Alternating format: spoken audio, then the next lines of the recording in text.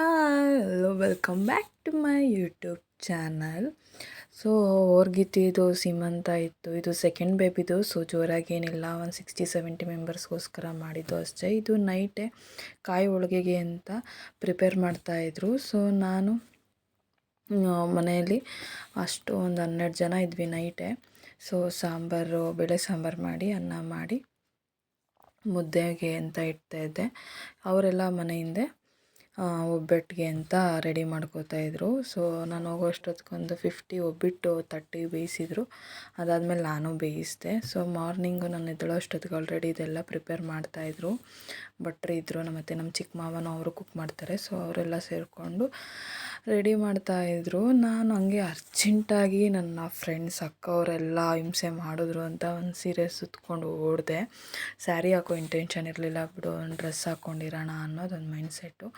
So ಶಾಮಿಯಾನ ಹಾಕ್ಸಿರ್ಲಿಲ್ಲ, simple ಅಲ್ವಾ ಅಂದ್ಬಿಟ್ಟು ಮನೆ ಒಳಗಡೆ ಮತ್ತು ಆಚೆನೇ ಊಟಕ್ಕೆ ಕೊಡ್ತಾಯಿದ್ವಿ.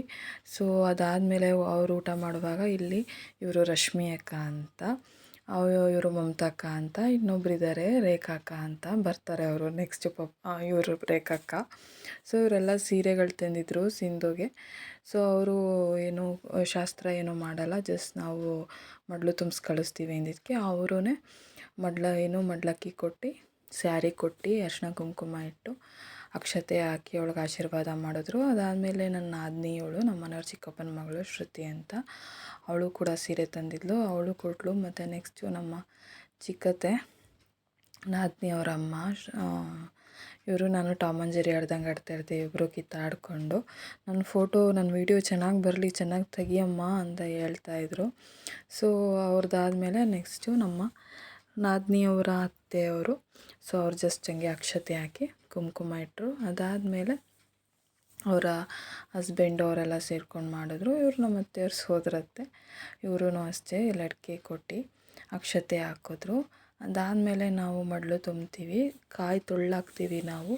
ಸೊ ಅದನ್ನೆಲ್ಲ ಹಾಕಿ ಅವಳಿಗೆ ಅಕ್ಕಿ ಹಾಕಿ, ಗೊತ್ತಿರುತ್ತೆ ಇದು ನಾರ್ಮಲಿ ಸೌತ್ ಇಂಡಿಯನ್ಸ್ಗೆ ಇದೆಲ್ಲ, ನಾವು ಎಸ್ಪೆಷಲಿ ಸೌತ್ ಕರ್ನಾಟಕದಲ್ಲಿ ಶಾಸ್ತ್ರ ಮಾಡ್ತೀವಿ. ಅದಾದಮೇಲೆ ಅವರು ಹೊರಟರು. ಅವ್ರಿಗೆಲ್ಲ ಟಾಟಾ ಬೈ ಮಾಡಿ ಮನೆಗೆ ವಾಪಸ್ಸು ಬಂದರೆ ಹೆವಿ ಪಾತ್ರೆಗಳು ಎಲ್ಲ ಇದ್ದು, ಅದೆಲ್ಲ ಹೆವಿ ಪಾತ್ರೆಗಳಿದ್ದು.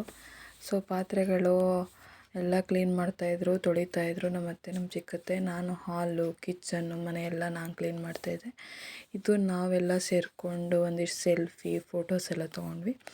ಸೊ ಅದಕ್ಕೋಸ್ಕರ ಇದನ್ನು ಆ್ಯಡ್ ಮಾಡಿದೆ ಫೋಟೋಸು.